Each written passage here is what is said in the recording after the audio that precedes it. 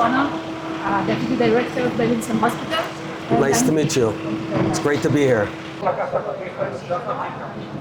This room is always ready. We have here 5 positions. So on October 7th, you got helicopters landing here? We started getting 2:30. 2:30 p.m. Around 2:30 p.m. They started coming. We had like 14 choppers that day. Okay. Coming here.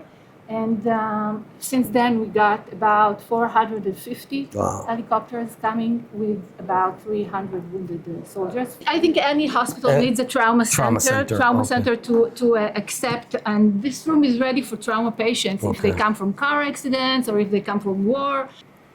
If Israel were not oriented, to terror war type of stuff, still would there be a massive trauma center? I believe so, because it's for everything.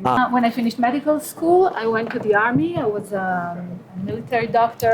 I was on 669. I was one of the first doctors on the 669. That's amazing. Yes, okay. That's amazing. Unit 669 is one of Israel's top elite units. It was originally founded to rescue pilots that fall in enemy territory.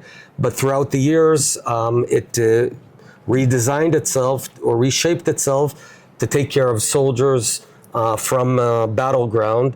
And Oshrat is perhaps the first female doctor. I was the third, I think. The third female doctor in a very combat unit. It's one of the things we're proud about here in Israel. The Golani event happened in November, where the Namer was hit, and they got out of the Namer and they fought, they killed all the enemy. And then they brought them here by a school, so there were 9 injured soldiers from Golani. From Golani in Gaza. It was a Friday morning, so I came to the ER. I was like the head of the hospital at that time, and I heard them singing the Golani song, one to the other. One is shouting, the other is, responding to him. It was a beautiful moment. Wounded at everything, they kept the Golani spirit. That's I'm getting goosebumps. Very, very, yes. My youngest right now is in basic training in Maglan unit. Wow.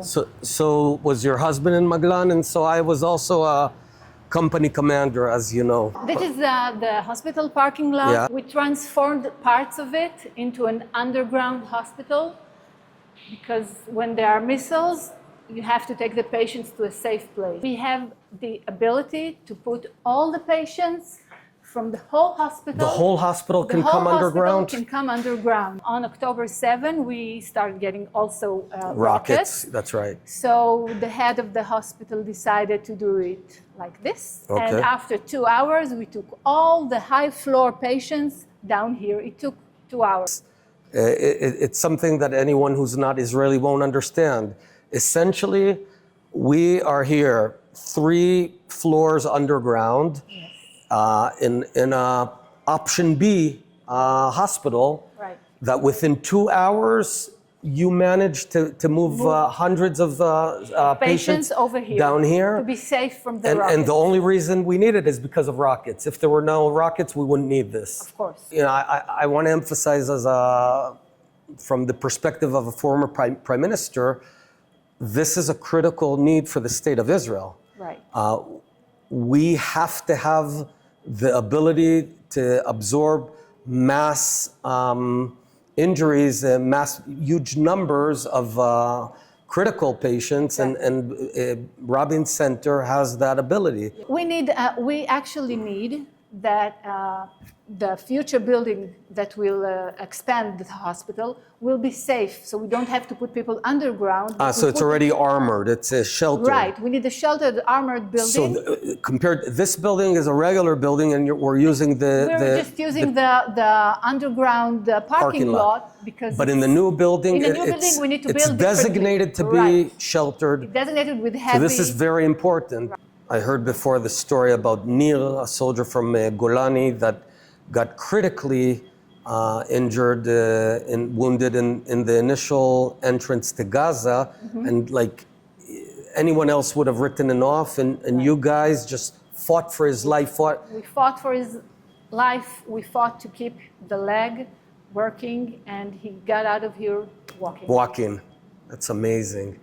I'm confident. I know as a fact that because of this sort of treatment in this war, contrary to previous wars, many more soldiers got out alive. Got out alive and well. And well. Well. Women can actually control what happens to their bodies. And they postponed their labor a bit, so they delayed it so their husbands could come. And then you see soldiers running down the aisle. Full of mud and dust. Coming in, and then she says, okay, I can do this now. And it happens. And you said half of my residents residents were at the front. were called in to fight. So I'm talking about not only functioning as doctors, functioning as actual combat fighters. Fighters. Yeah. That's amazing. And how did you guys cope when half of your... So, there's a war there, but there was a war here too. Right. So all of us... A beautiful one. Yeah. So you had a special kindergarten for your residents' children. Exactly, because Okay. there were nowhere to send Now, them. this is really unfair because you're the only one who gets You wanna Serena. hold it? Yeah. There you go. I've got experience. I had 4. So, But what we know is that this is also a place of life. yeah. So there's lots of hope going on. I have 3 kids. One is in Yahalom, Wow. Jonathan. He was in Gaza on the 7th of October. Wow. He took out kids from home. And he told me, I'm fighting from the people behind me, not against the people in front of me. And I'm very proud of him.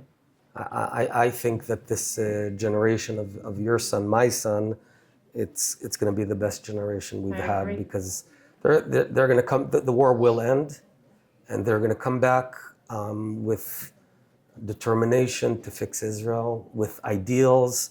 They'll have a better perspective of what matters in life. We've had several touching deliveries, including Ella Chaimi, that her husband was kidnapped. So she tried to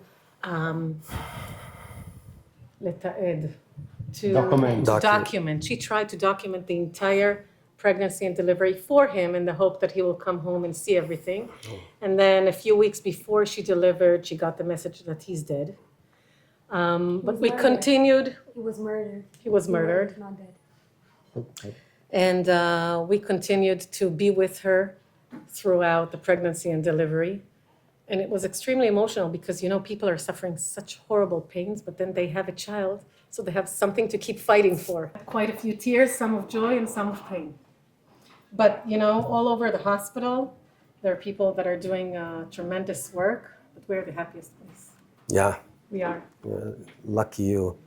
No, your story is amazing. I mean, you have a son who was fighting on October 7th. You're here delivering. I have more children fighting. All of my doctors are my kids. Yeah. I worry about them just the same. Can you imagine her son, her personal son, was fighting on October 7th.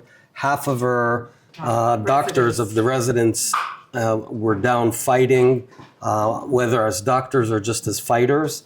The other doctors were here fighting to keep the place going. Yeah, and at the same time, she's delivering and bringing life. It's actually it's a story of Israel. Exactly. It's the story of Israel.